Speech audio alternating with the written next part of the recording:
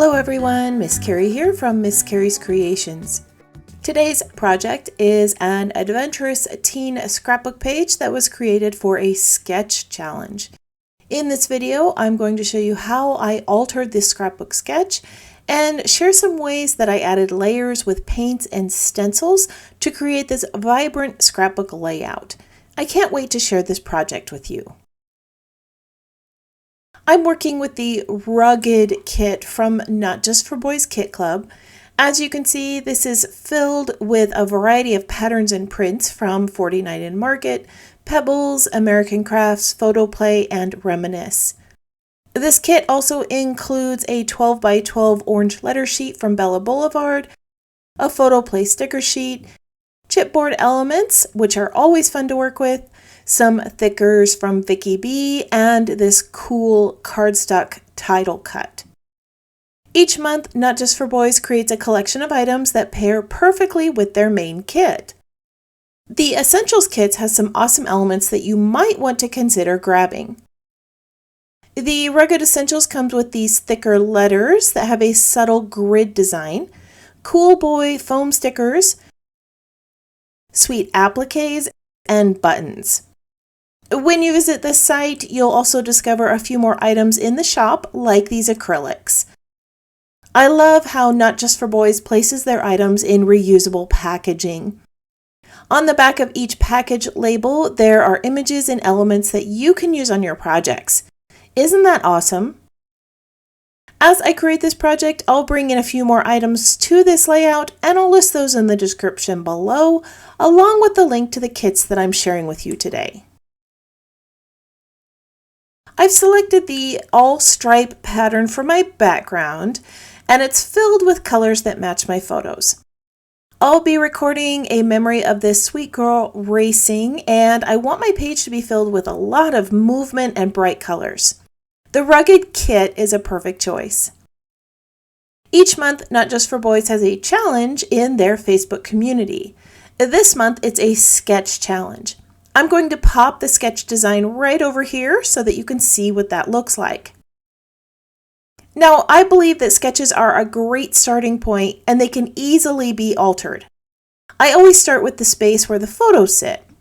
My photos are vertical and horizontal, but they do fit within the space, so I won't need to make too many alterations there. Off to the right, I am going to add tags.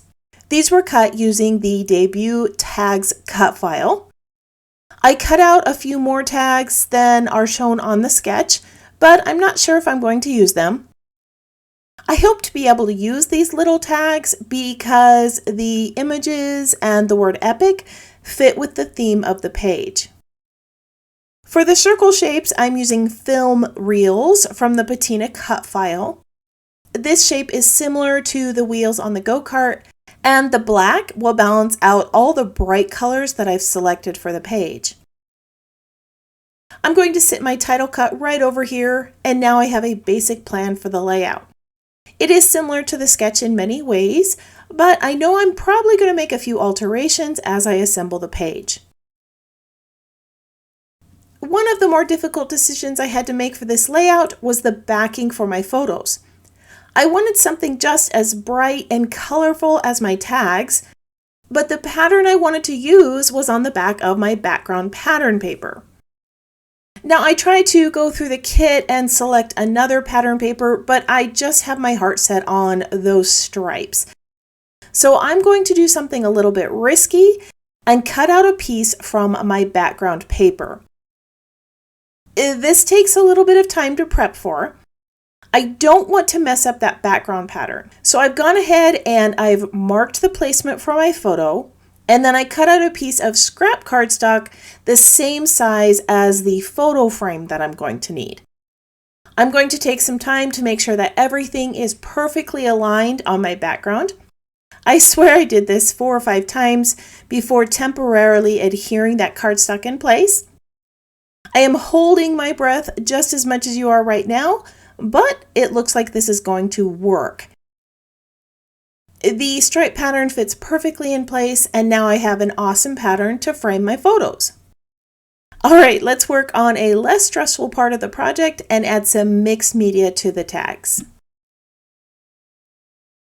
I wanted my tags to have a little bit of texture, so I brought in a tire tread stencil. I'm going to create this subtle pattern with Distress Oxide inks. I'm starting out with Lumberjack Plaid, and I'm going to blend the ink over the stencil with a small brush. My glass board is magnetic, and it does a great job holding my stencils in place. I can move the magnets around as I add the ink, and I don't have to worry about anything slipping. When I remove the stencil, you can see that it's a very subtle image. It's not going to be overpowering on the background and take focus away from my photos.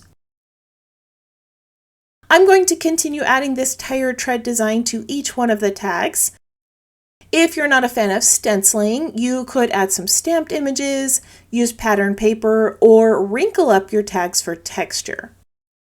The tags were cut from a variety of cardstock using the cut file from Not Just for Boys Kit Club. Many of the colors are included in their cardstock collections on the site, and a few of the pieces came from previous kits. In the description below, I listed each of those cardstock colors for you because they match the background pattern and the kit elements so well. As I said earlier, the tags were cut from that debut cut file. This is a collection of tags with words and shapes at the end of each tag. I have used the file before on an archery page, and I took advantage of all those layers included in the file. If you're new to using cut files, I'll be sharing a live Cricut tutorial next week that will show you a few ways to use this awesome cut file. If that's something you would enjoy learning, let me know in the comments and I'll send you a link to the event. All right, the stenciling is complete. I want to bring in another medium that will bring in some movement to my page. I have laid down a silicone mat to make cleanup easier. Off to the side, I'm mixing some acrylic paint with water to thin it down. This is going to make it much easier to splatter. Now, splattering is something I struggle with, so I like to use a smaller brush, which helps me control it. To create the swishes of paint and drops, I am going to add quite a bit of paint to my brush before I flick it on those tags. As I continue to add the paint, I would love it if you tap the subscribe button and let me know that you're new here. If you're already a subscriber, let me know that you're enjoying today's project by tapping the thumbs up icon or leaving a comment below. I would love to know how comfortable you are with mixed media scrapbooking. Off camera, I set those aside to dry. I added some stitching around the edges and roughed them up a bit with my distressing tool. On the left side of the page, I added a yellow strip of cardstock to hide the cut in my background paper. Near the lower part of that strip, I added a red cardstock strip. This is going to help form a visual triangle with the red tag near the top of the page. In the sketch, there are two circles sitting here and here. I want to add a bit of pattern behind these, so I've brought in one of my favorite stencils for that. I don't even know if they make this stencil anymore. It's such a great design that works for so many projects. I've selected a weathered wood color, which is a bit of a gray blue, because I will be adding some grayish colored stickers to my page. After adding all the ink and paint layers, I went ahead and adhered everything in place off camera. I had plans to place these smaller tags on my page, but they really don't fit it now that I altered the sketch design. That sketch shows a straight line of tags, but this alteration to the tags creates the movement I wanted. And so now those smaller tags just don't work. I'm going to set these aside and maybe I'll find another use for them later. All right, it's time to dig into all of the embellishments. Of course, I'm going to bring in this race car because it fits the go-kart theme of the page. Behind that, I'm tucking this sticker that says would 100% recommend. On the opposite side, I'm layering the blue acrylic frame and this strong and courageous flag sticker.